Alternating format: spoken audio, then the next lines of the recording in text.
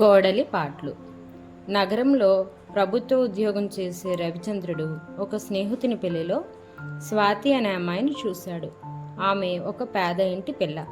ఆమె అందంతో పాటు పెళ్లి పనుల్లో ఆమె కనపరిచే నేర్పు, కలుపుకొలుతనం అతని బాగా ఆకర్షించాయి.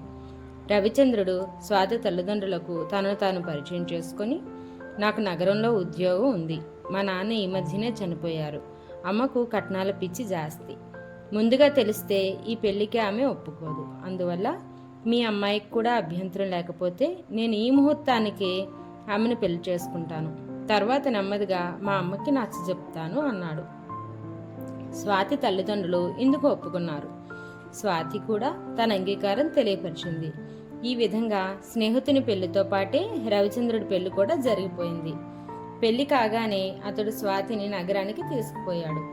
అత్తగారు ఏం గొడవ చేస్తుందో అని హడలిపోతున్న స్వాతి అత్త దుర్గమ్మ రవిచంద్రుడు చెప్పినదంతా సావధానంగా విని తనకు దిష్టి తీసి కుడికాలు ముందు పెట్టి గడప దాటు తల్లి అనగానే హాయిగా ఊపిరి పీల్చుకుంది.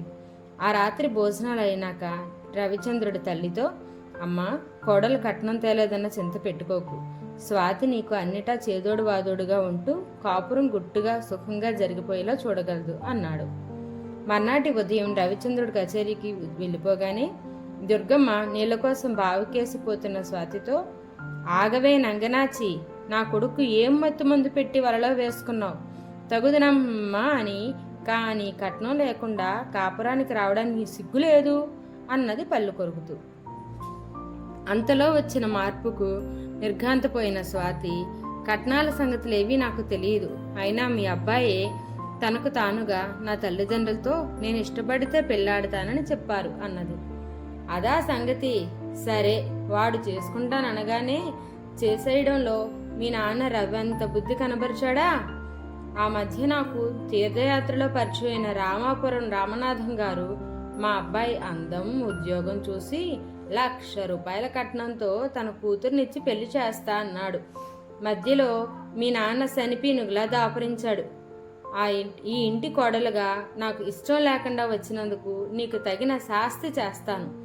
ఈ జరిగింది నా కొడుకు చెప్పావంటే ఏ నుయ్యబొయ్యో చూసుకుని హరీమని చస్తా, అందుకు కారణం నువ్వే అని ఉత్తరం రాసి పెట్టి మరీ పోతా, జాగ్రత్త అని దుర్గమ్మ స్వాతిని హెచ్చరించింది.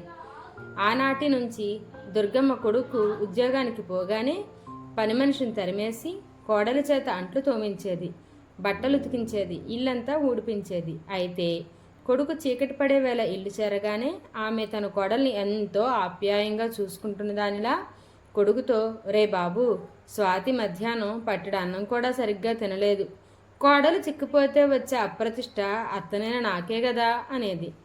ఒక్కొక్క నాడు మధ్యాహ్నం వేళ దుర్గమ్మ సుష్టుగా తిని తీరిగ్గా కూర్చొని స్వాతిని దగ్గరకు పిలిచే, ఉసే, ఆ రామనాథం గారి అమ్మాయిని కోడలుగా తెచ్చుకొని ఉంటే 1,00,000 కట్నం వెనుక వేసుకొని మహారాణిలా ఉండేదాన్ని. నేను నా కొడుకు నీలాంటి దారిన పోయే దరిద్రాన్ని తెచ్చి ఇంట్లో పెట్టాడు, అంతా నా కర్మ అంటూ తలబాదుకునేది. ఈ విధంగా స్వాతి పాటలు ఆరంభమయ్యాయి. ఒకసారి రవిచంద్రుడు ఉద్యోగం పని మీద పొరుగురు వెళ్ళాడు. ఆ మర్నాడు స్వాతికి జ్వరం వచ్చింది.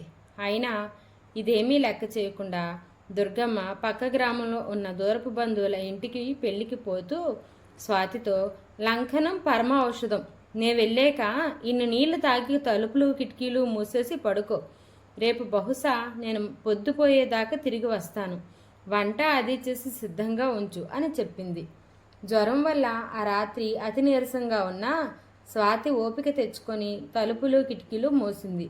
అయితే అనుకోకుండా పెద్ద పెట్టున వర్షం ఆరంభమైంది. ఆమెకు జ్వరం ఎక్కువ కావడంతో చలికి వణుకుతూ ముడుచుకొని పడుకుంది. అర్ధరాత్రి వేళ ఎవరో తలుపు తట్టారు. స్వాతి వణుకుతూ వెళ్ళి తలుపు తెరిచింది.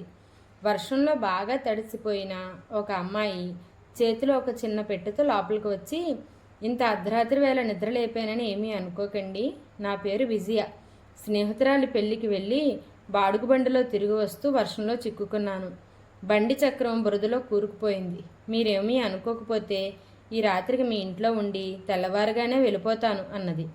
స్వాతి ఆమెకు దాపులనున్న మంచం ఒకటి చూపించి, నాకు నిన్నటి నుంచి ఒకటే జ్వరం, మీరు బాగా తడిసిపోయినట్టున్నారు, బట్టలు మార్చుకొని ఆ మంచమే పడుకోండి అన్నది.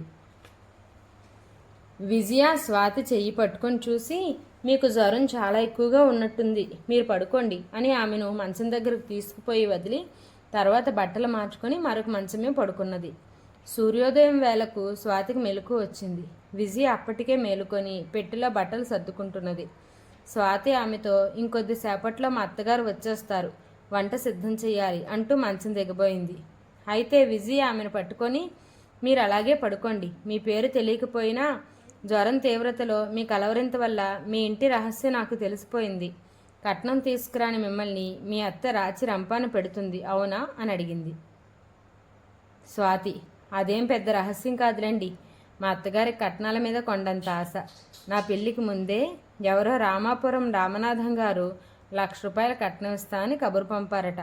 ఆయన కూతురుతో తన కొడుకు తప్పిపోయినందుకు మా అత్తగారికి నా మీద చెప్పలేనంత కసి అన్నది. ఆ జవాబు వింటూనే విజయ ఒక క్షణం నివ్వెరపోయి, అదా సంగతి, మీ అత్తగారు రాగానే ఆవిడికి నేను మీ స్నేహితురాలినని పరిచయం చేయండి, ఆమె మీద ఒక తిరుగులేని మంత్రం ఉపయోగిస్తాను అన్నది. అరగంట తర్వాత దుర్గమ్మ ఆపసోపాలు పడుతూ ఇంటికొచ్చింది. విలువైన పట్టుచీర మెడ నిండుగా నగలతో ఉన్న విజయ కంటపడగానే ఆమె గతుక్కుమని అంతలో తేరుకొని, ఎవరమ్మా నువ్వు అని అడిగింది. నేను స్వాతి బాల్య స్నేహితురాల్ని, బంధువుల ఇంటి నుంచి మా ఊరు వెళుతూ రాత్రి ఇక్కడ ఆగాను అన్నది విజయ. దుర్గమ్మ విజయ మెడకేసి పరీక్షగా చూసి, అక్కడ తాలిబొట్టు లేకపోవడంతో ఇంత డబ్బున్న పిల్ల కోడలుగా వస్తే ఎంత బాగుండేది అనుకొని స్వాతితో, వంట పనేదో చూడు అని ఆమె వంటగదిలోకి వెళ్ళిపోగానే విజయతో, నువ్వు మహాలక్ష్మిలా ఉన్నావు, నా కోడలి వాళ్ళకం చూసావు కదా, దిష్టిబొమ్మ అన్నది. ఆ మాటలకు విజయ నవ్వి, రాత్రి బాగా పొద్దుపోయే వరకు స్వాతి నాతో మాట్లాడుతూనే ఉన్నది.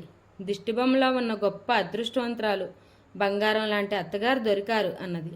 ఆ మాటలకు పొంగిపోయిన దుర్గమ్మ, అత్త మంచితనం గురించి చెప్పుకునే కోడళ్ళు ఈ కాలంలో చాలా అరుదు, నన్ను గురించి స్వాతి గయ్యాలిదాన్ననే చెప్పి ఉంటుంది అన్నది. అదేం మాట, మీ గురించి అంతా మంచే చెప్పింది.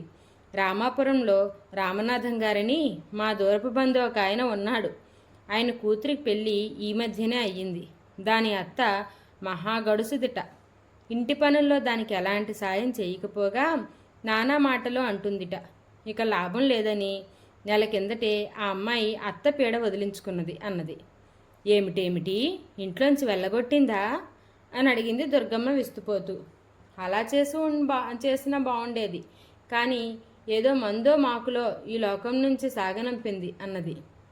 ఎంత ఘోరం, ఎంత ఘోరం, ఆ అమ్మాయి దూరపు బంధువునంటున్నావు, నయం ఒకప్పుడు 1,00,000 రూపాయల కట్నంతో ఆ పిల్లని ఇంటికి కోడలుగా తెచ్చుకుందాం అనుకున్నాను అంటూ దుర్గమ్మ మంచం మీద కూర్చుంది.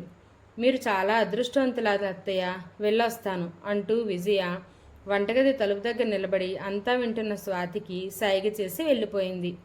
ఆ క్షణంలో దుర్గమ్మకు ఇంతకాలం స్వాతిని నానా ఇబ్బందులకు గురిచేసినందుకు ఎంతో పశ్చాత్తాపం కలిగింది. నెల రోజుల తరువాత ఒక మిట్ట మధ్యాహ్నం వేళ దుర్గమ్మ పగలంతా కోడలికి ఇంటి పనుల్లో సాయం చేసి బాగా అలసిపోయి గుర్రు పెట్టి నిద్రపోతుండగా ఇంటి ముందు ఒక ఎద్దుబండి వచ్చి ఆగింది. వచ్చిన వాళ్ళు ఎవరా అనుకుంటూ స్వాతి బండి దగ్గరకు వెళ్ళింది. లోపల విజయ. మీ అత్తలో మార్పు ఏమైనా వచ్చిందా అడిగింది విజయ స్వాతిని. ఆమె నన్నిప్పుడు కన్న కూతురి కన్నా ఘనంగా చూసుకుంటుంది. సరే కానీ పాపం నువ్వు ఆ రామనాథం గారి కూతురి మీద పెద్ద అపవాదు వేశావు, తెలిస్తే ఆ అమ్మాయి ఎంత బాధపడుతుందో అన్నది స్వాతి. దానికి విజయ పెద్దగా నవ్వి, ఏమీ బాధపడదు, నీకు జరిగిన మెలుగు సంతోషిస్తుంది. కారణం ఏమిటో తెలుసా, ఆ అమ్మాయిని నేనే అన్నది విజయ.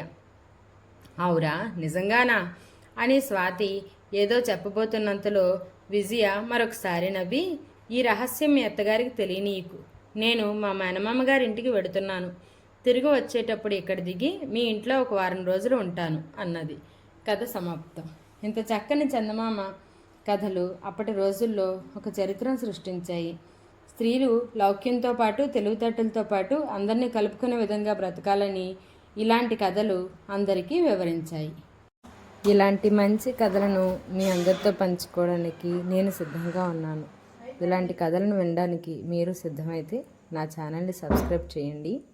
అందరికీ చేరేటట్టు షేర్ చేయండి, లైక్ చేయండి మరియు మీ అభిప్రాయాన్ని తెలియజేస్తూ కమెంట్ రూపంలో తెలియజేయండి. ధన్యవాదాలు.